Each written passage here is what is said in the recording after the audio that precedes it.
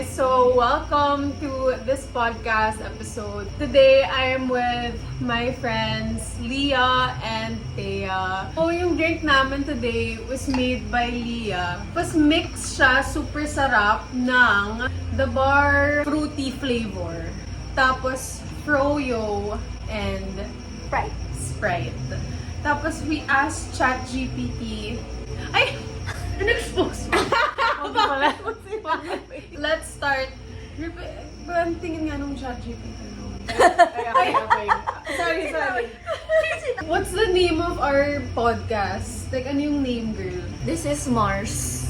Mars! Ano ba yun yung girl? Show sa ABS-CBN. Mars pa utang. Mars Pauta. When in Baler. When in. Welcome to When in. Sabi tayo. Ay, okay. Hindi mo sinabi. Sorry. Sinabi. Welcome to When in Baler Edition. Sama. Welcome to When in Baler Edition. I am Trixie, your podcast host for today. And I'm joined with Leah and Thea. We're gonna be talking about love, heartbreak, dating, situationships in your 20s. Describe your current love life as a song title. Jet lag. Oo, kasi si Leah, she's taken May boyfriend na siya. We're kind of like LDR. When I say good morning, you say good night. Kasi good A line without a hook. song yun, girl. Wala kang kapit sa kanila. Like, Ah, ano lang kayo. Oo, casual lang kasi Yeah, kayo. you vibe with each other but you Wala can't kang be kapit. Oo, more. wala You can't be more. Ako yung song ko is Falling Behind by Levi. I'm single right now. Mm-hmm. But like, wala pang nagpapakilig sa akin. And I feel like everyone's falling in love. Like, lahat ng friends ko, or kahit nagka-casual, dating and all. Pero hindi kasi ako yung ganong type Kaya feel ko like, am I falling behind? With the icebreaker, we have an idea na kung ano yung mga situations natin ngayon. Well represented tayo like for the taken girlies, for the casual, girlies, and for the singles. It's not casual. Oo. It's just exploration. Yes! You just want to be open to different possibilities. True. Kasi sa generation ng parents natin, parang ang traditional nila na yun na yung first boyfriend mo, yun na yun.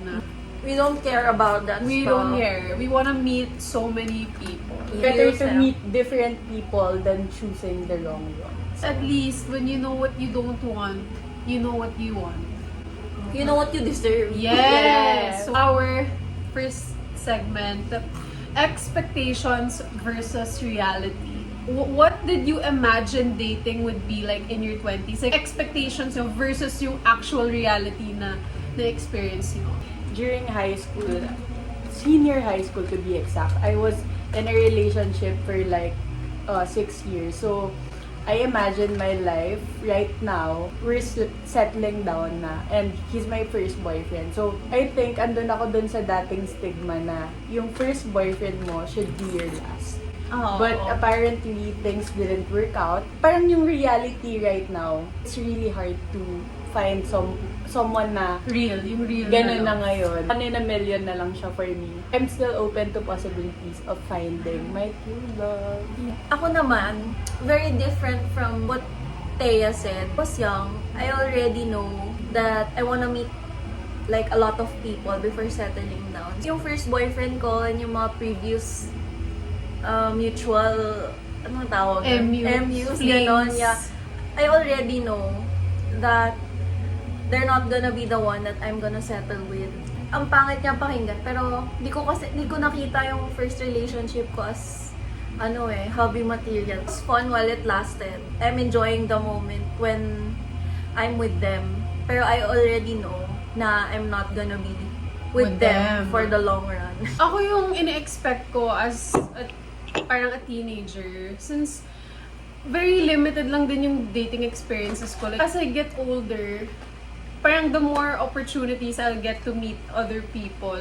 The more you get older, the more bumababa yung chances mo Yeah. of like finding someone na hindi through dating app happen to organic meet cute moments. Yeah. So have you ever felt pressured to be in a relationship because everyone else is? Depends on our perspective, but for me, it's harder na.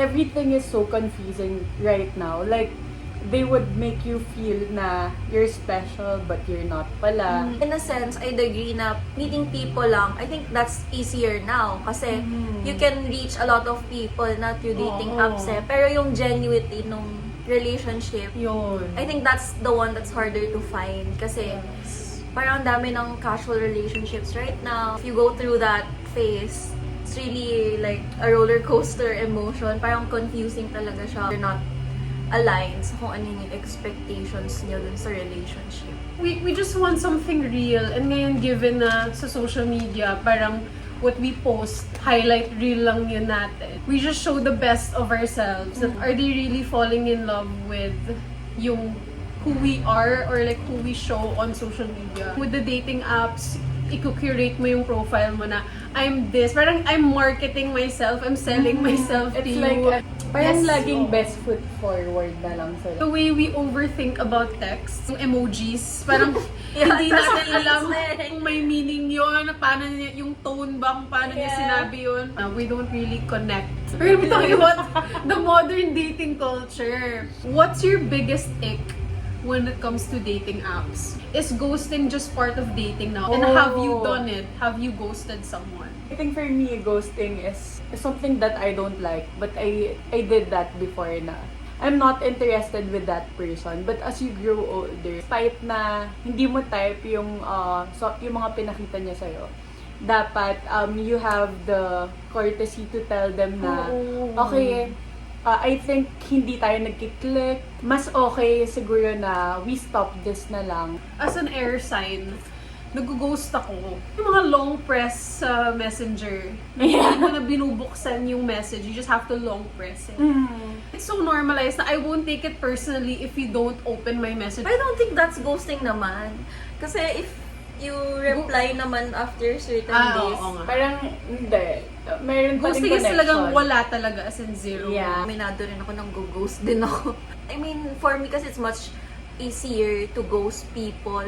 Kasi lalo na yung mga nakilala mo lang sa dating app. Kasi parang wala naman talaga kayong Oo, real for interaction. connection, yeah. If you don't like how the conversation's going or how you're connecting with each other, edi bye. I'm sure may gumawa na rin yan sa akin. Na di ko lang napansin. That's common in in online dating. I experienced ghosting din kasi personal, like, hindi dating app situation. Ay na I was talking to na biglang hindi na lang kami nag-usap. Syempre, it hurts. Easy for us to get away with things, like to leave things easily without taking accountability. Is it necessary ng talking stage or it's just delaying commitment? Or kailangan may intentions na agad kayo na magko-commit ako sa'yo? Or Feeling ko important siya. Kasi sa talking stage, dun kayo like Magkakaroon. magkakaroon ng ng Oo. understanding kung ano yung mga gusto niyo sa isa't isa, gano'n. Like, everything starts with that. Ngayon kasi wala naman na yung yung stage natin na uy, ang ganda nito. Pwede ba kitang ligawan? Parang ganun kasi yung before. or yung parang mga old based times sa eh. looks lang. Tapos after doon mo palang pag nagliligaw, doon mo palang malalaman Hindi na pala kung type. type ko ba to ay hindi, di ba? For me also, very important yung talking stage. Bago mo commit talaga. Yun din yung mistake ko in my previous relationships na parang I'm so, ina-idealize ko yung lalaki so much na yes ako agad, go agad, without really getting to know the person. Mabibigla na lang ako na, ganito pala siya. For me din, I think yung preference ko din, mas okay na to start with talking stage muna. Lahat naman tayo gusto natin ng something that's certain. So parang mas okay pa yung slow burn kesa yung dive ka kaagad dun sa something na parang hindi ka naman sure. Oo. Yeah, but as long as yung stalking stage nyo, alam nyo may May somewhere na patutunguhan. Yeah, Yun. Kasi may mga tao na nasa talking stage, like, ano Hindi ba na talaga? umuusad eh. Kaya like, Oo. ano ba talaga tayo? Yeah. Dapat Nagtapat may lang tayo. clarification din at some point. Yes. Like after you get to know each other. How long do you Yeah. think dapat yung max Where this is months going. of talking stage bago mag-have that conversation na go na natin? I think okay na yung 3 months 2 months or 6 or months. 1. Hindi naman mo kailangan ng super patagalin. Gusto ko yung parang isisingit ko siya, like maybe in the 3rd date. Ano ba yung intentions mo Yeah. with this? Parang gusto ko lang kausapin like directly kasi huwag nang paligoy-ligoy, ika nga ni Nadine. Better Diba? to have clarity talaga. Yun, I than feel like that's an getting important confused. thing na nawawala na sa generation natin ngayon. Let's have a little story time. Have you ever been in a situationship that's how did it end? Do labels matter in the relationship? Say na, exclusive kami. Pero like, yung exclusive ba yan? That means kayo ba? Or ano ba yan? Something casual. Ano ba talaga yung Yeah. exclusive something? Ay, bakit? I've been in a situationship for a long time na. Nanggaling ako sa almost 6 Long-term. years na long-term relationship. But after that, parang laging situationship na lang or something that's casual. It ended pag Nag-end ba? Yung first situationship ko, it ended when I asked for something that's serious na. Oo. I thought he likes me. I mean, he said he likes me. But parang after how many months of talking to each other, he told me na hindi pa pala siya ready. And then I found out Ilang that, months kayo nagto-talk? 6 months, girl. Then I found out na galing pala siya sa long-term relationship. So parang for me, Naibag ka. Pag sinabi niya yun na agad-agad, nung first na usap pa lang namin, hindi ko siya kakausapin. Kasi parang nung time na yun, parang I want something that's sure. Pero parang ngayon, I'm not sure na rin kung ano yung gusto ko with my life. Kasi I wouldn't call my previous things ba, I don't know. Parang di naman sila naging situationship. Kasi parang wala naman kaming ganun katagal na situationship. I don't think I have experience with situationships. I have na before 6 years no label. Pero 6 years no label? mutual understanding lang. We're committed pero no label. Did not end well though. We're not talking anymore.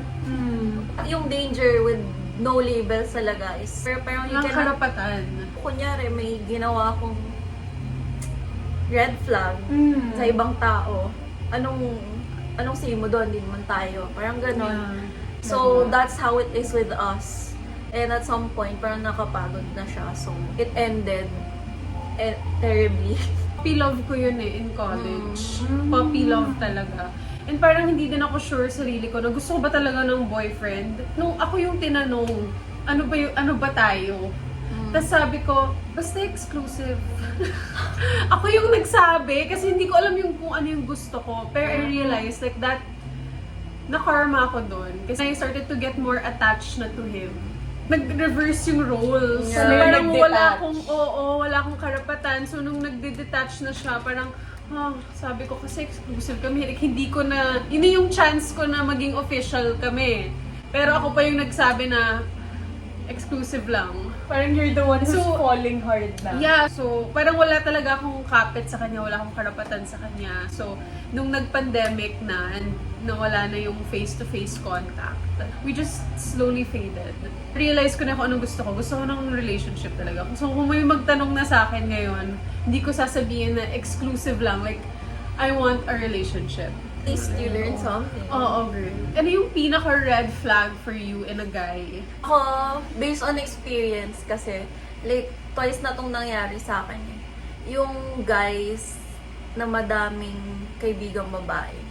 Oh. That's a red flag for me na. Sinasabing platonic lang yung best Yeah. friend. It's never true. Yung May sinabi ko something. kanina, Oo, like yung 6 years na MU, we ended Kasi he was getting so close with my girl best friend. With your girl best friend? Yeah. Like to the point na hinahatid niya sa bahay. Ganon, nag-date, nanood silang sine. In guise of like buying me a gift. Guys na madaming friends na girls na nagko-confide pa sila. Kasi Oo. for me, I mean, You can do that with your girlfriend. yeah. And if you really value yung relationship, parang hindi ka naman hindi mo sisiraan yung girlfriend mo sa ibang tao. Red flag din yun. I mean, it's okay to have girlfriends, but parang yung guy, dapat he knows the boundaries. Like, paano kapag in the long run, nagiging uncomfortable na yung girl. Initiative siya to set boundaries with the girl. Sobrang iba yung treatment niya. Dapat ito tropang-tropa mo yung, hindi yung parang the way na kausapin mo yung girlfriend, same Ganon as... din, oo. Magka-call kayo every night, pero habang magka-call pala kayo, ka-chat niyo yung girl best friend. Ano pa, ito pa yung parang one problem ko sa guy na madaming girl na friends Even yung ex niya, kinoconsider niya pa ding friend. Oh my God, yung parang So, men that stay friends no. with their exes. after You can their never be relationship. friends with your ex. Oo, that means minahal mo ba talaga siya? Red flag din siguro for me is wala siyang single era. Laging may next relationship agad. Parang hindi siya nagstay single. Bago ka, may relationship din siya. Naging pattern niya yun, it's possible na ganun din yung mangyayari Oo, sa'yo. ganun yung nangyayari sa'yo. Yes. I-replace ka na agad. Oo. You can't sit with yourself. You can't heal by yourself. You have to use other women to get validation. Tas mama's boy. Tulad ng sa Love Island. What is the biggest lesson? Like, medyo deep na to eh. Like, since represented tayo in different aspects of love, what's the biggest lesson that you've learned about love so far? Parang just go with the flow. Kasi if that's the right person, parang naturally, ano na lang yan, it will occur. True love will find you. Better na, ano na lang, mag-go with the flow than getting disappointed. Girl, medyo kabaliktaran naman yung lesson ko. After my breakup, like, I learned how to love myself. Ang cliche pero with that previous relationship, nalaman ko ano yung gusto ko, yung ayaw ko, ganon. So, nung pumasok lang sa bago, nagkaroon na ako ng expectations and standards na ayoko tong maulit. I know na kung saan ako hindi magsesettle. And I made it clear to my boyfriend now na before we went into a relationship, I told him already kung ano yung mga pinagdaanan ko, ano yung mga ayaw ko. And he knows. Tapos, I wasn't expecting much naman na from what I told him. Pero, it goes easy na lang with us na since he knows, he goes above and beyond na to set those expectations of mine. Doesn't do the things that I don't want him to do. Like yung lesson ko naman sa love is that as much as you love this person, you should always love yourself more at the end of the day. Yeah. Even if, alam mo, nakakasira na siya sa mental health mo. People stay in long relationships kasi yung excuse nila is, I love this person. Pero, nagsasacrifice na yung sarili nila. At the end of the day, you only have yourself. You don't want to waste your time kasi someone out there is gonna love you the way you deserve. Yeah. We're settled. And parang, dapat you should advocate for yourself the most. Kasi love, it's gonna find you nga, sabi nga ni Tay, it's just gonna find you randomly. Nga nang na-meet ko na guys ngayon in my life so far, as in hindi ko talaga in-expect eh. Meantime, ang ganda nga no na I'm getting to know myself, yung standards ko, expectations ko, what did I learn from my last relationship, like, lahat yun. So when he comes, I'm ready. Yeah. I love myself more than I love him at the end of the day. Mahal mo kasi yung sarili mo. Like, you're doing the things that you love, you're confident, will attract yung mga taong gusto mo. Kaya nafi-filter out mo na yung mga taong hindi pasok sa standards mo or Ano yung state mo ngayon, yun yung marireflect mo. Kung parang low state ka, mababa yung self-worth mo, you're gonna attract insecure guys also. Pero kung confident ka sa sarili mo, ma-attract mo din yung mga lalaking may ambition sa buhay, may ganon. that's true. That's what you're looking for na din. Kasi syempre kung gano'n na yung state mo, hindi ka naman titingin na dun sa mas diba? Parang mas not giving the same energy as you. Parang hindi same parang malalayo wavelength ka na sa'yo. doon. Oo. Okay. Ang ganda ko today, ganyan. Hindi ko kailangan ng mga lalaki dyan. Wow, girl! Charot. Ang galing mo talaga. Ang galing mo magsalita, girl. What's one piece of advice that you'd give, ang lalim din ito, that you'd give your younger self about love? So, Just go through it na lang. Kasi that's how I learned eh. That's how I learned right now.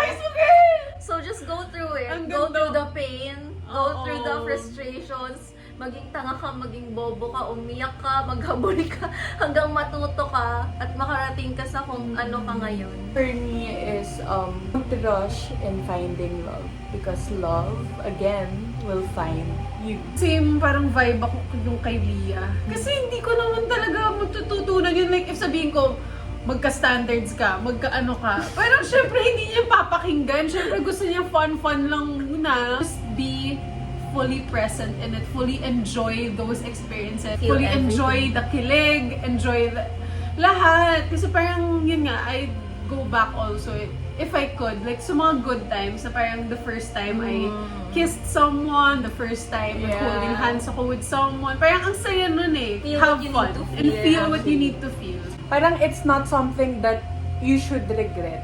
Kasi it's something na Kahit that will masakit. help you or your future self. Meron naman tayong love na nakukuha from our friends, from our family.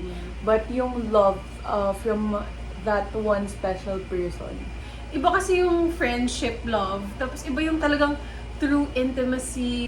Tayo lang yung may sariling mundo. Alam, iba yung feeling nun eh. I'm open to love for sure. And I know that the more I know my standards more, the more mag-i-improve yan. So, I'm excited to see what the universe has in store. Ang hirap niyang sagutin, pero I'm grateful for love. Wow! Grateful kasi with all the things that I experienced in the past, like I could say this is the best relationship I've had. I didn't have any problems and I know I'm being loved genuinely. I feel ko naman deserve ko to. Charot. Tama. Girl! Deserve mo yan. Sa Tayong mga matakot. listeners, Yes. So tayong mag-hope tayo matakot. dahil may Lia tayo. Na Tama. pwede din tayong magkaganyan. Open to love. Yes. And stepping stone ng lahat ng mga failed experiences natin. Stepping stone lang yan. Yes, Stepping stone. tapakan mo sila. Tapakan. So, Talaga. that's it for today's episode. So, super like fun. Insightful, like 3 different perspectives. So, I hope this helped you as well. So, like, drop a comment down below, like, where you're at right now in love. And parang, kung may hope ka pa ba, hopeless romantic ka ba, or like, still in the situationships, like, we're here for each other. So, if may questions kayo for us, or any suggestions for our next episode, drop it in the comments below. Thank you guys! Thank you. Bye!